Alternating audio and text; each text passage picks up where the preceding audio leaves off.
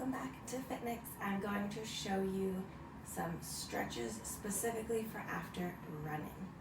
So now that you've had that run, maybe it was the first one of the season, we want to make sure we're stretching a lot of the hips and the lower body, but also the core and the arms, even though we feel like we don't use them. So always start by a nice little hip stretch. I'll shift legs so you can see better. So one leg back, we're going to shift those hips forward into a little bit of a lunge, and we can even reach this arm up and extend that stretch a little deeper. And making sure to breathe through those stretches. Deep breath in, and then exhale. Feel that stretch deepen a little bit.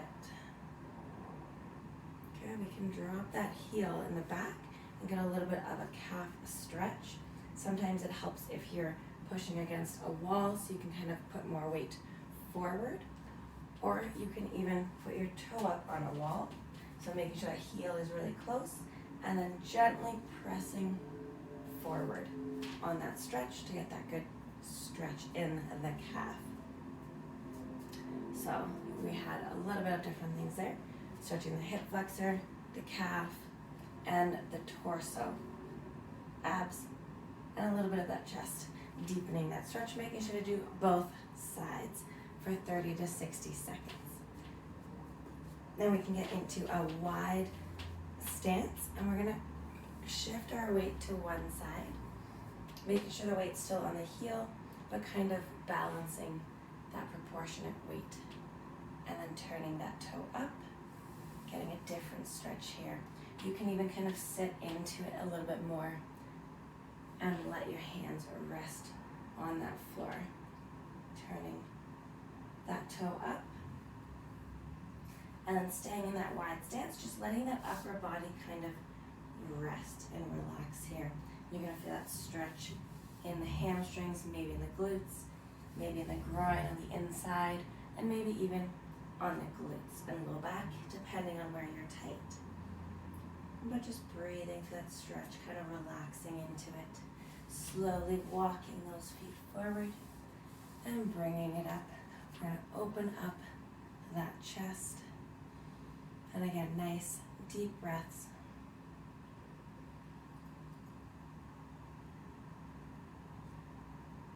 Holding everything for about 30 to 60 seconds. I'm going to go a little quicker just to take you through all of the stretches. Then we're going to grab our toe, bringing that foot back, making sure our knees stay together so that knee is still pointing down. And not only are we stretching the quad here, but also the front of the shin, that tibialis anterior, where a lot of people might feel like they're getting shin splints, but a lot of times that muscle is just getting overworked from that toe flexion, the ankle flexion. So we're stretching the front of the shin, we're stretching the quad, and maybe that hip flexor is really tight. You might even feel a bit of a stretch here. If you want to get a bit more of the hip flexor stretch, then we're going to bring that knee back a little bit more. Making sure to do both sides. Again, keeping those knees together, nice and tall, feeling that core engaged so we can hold. When you kind of squeeze the hip forward, you're going to deepen that stretch as well. And again, you want to try and hold that toe if you can, so you're getting that stretch in the tibialis anterior. If that is a bit of an issue grabbing, then we can even put our toe on something like a table or a couch, and just this way we can kind of lean back. We're still getting that stretch, and we're still getting that pull in the front of the leg, the shin area. So that is your quad, hip flexor, tibialis anterior, shins. Then we have our hamstring stretches. So I'm going to bring it down for our glute and hamstring ones. So staying nice and tall, and we're going to inhale and then exhale, reaching forward but staying nice and tall, so you feel this more in the back of the legs. You might feel it in the low back a little bit, but we want to try and avoid the back stretch at this point. And then you can even pull those toes forward to get that calf stretch as well. If you have a hard time reaching, you can use any kind of strap or a towel to kind of get that deeper stretch that you're looking for in the calves. Then we're going to bring our leg out. So bending the one leg, opening up those hips. So I'm kind of to the side here. And I'm just gonna gently side bend and gently push this knee down. You can grab that foot if you want, or the leg, whatever's kind of comfortable here. You just kind of want to relax that upper body and kind of let it fall to the side. You might feel this in the side here, in your QLs. You might feel it in the glutes, you might feel it in the groin, you might feel it here. Again, it depends on where you're tight, but this is a great stretch to kind of open things up. And same thing on the other side. You might notice that your sides feel different too. I notice I have a lot more tightness in my right hip than on my left side, so I feel this one a little bit more. And again, gently pushing this knee down, and you're going to deepen that stretch here. Really breathing through those stretches, and just let your body relax into the stretch. On those more tight areas, take a little extra time, maybe 10 extra seconds to kind of hold that stretch. We're gonna bring our feet together here, and we're not gonna grab our ankles. We're gonna grab our ankles. So just around that lower part of the shin, so that we're not torquing the ankles here. So putting the hands on the shins and gently pushing those knees down. Also, we can change this stretch a little bit by bringing the hands behind, opening up the chest, and then just pushing those knees down, so squeezing those knees down to get that groin stretch, and then we'll also get that chest stretch here as well. Especially if you're tight on time, there's always ways to combine stretches so you get more areas in one. Now, one that I really like is that runner's lunge. So taking that step forward and just staying tall first. We're gonna feel that stretch through the hips here. And then we're gonna bring both hands inside of that leg so we can deepen that hip stretch on the other side.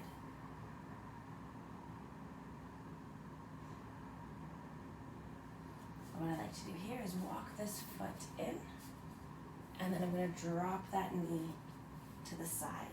And this is going to get a really deep glute stretch. This might be a little tough for some people on the knees or just overall.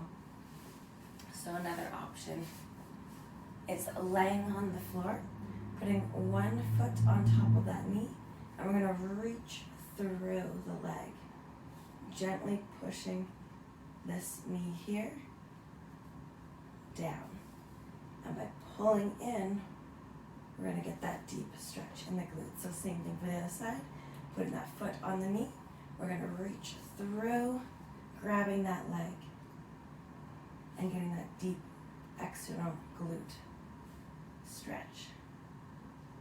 It can be very hard to stretch those external rotators, piriformis.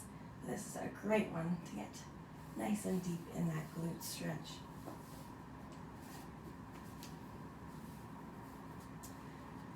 And like I said, a little bit of everything, a great way to compound your stretches, but you want to stretch kind of from head to toe. If you get a lot of tension when you're running, one, try to relax those shoulders while you run. But if you do have that tension, then we're going to stretch the scalenes as well. So letting that head drop to one side and just gently rest the hand on. You don't want to pull this stretch. Just resting the hand is enough to get that tension and deepen that stretch.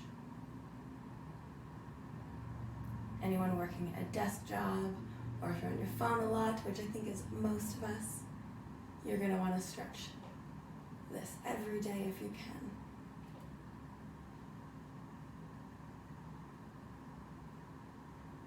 And again, just breathing through those stretches.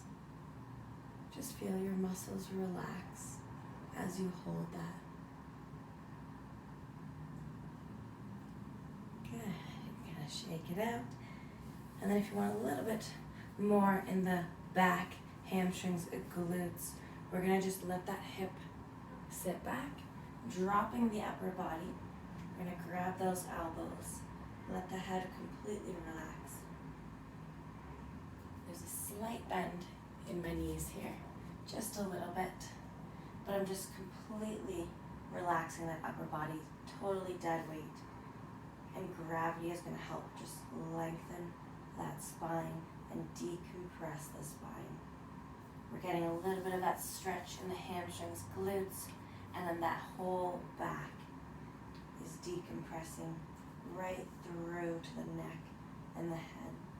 If you want, you can get a little side to side sway. And again, just relax that whole body.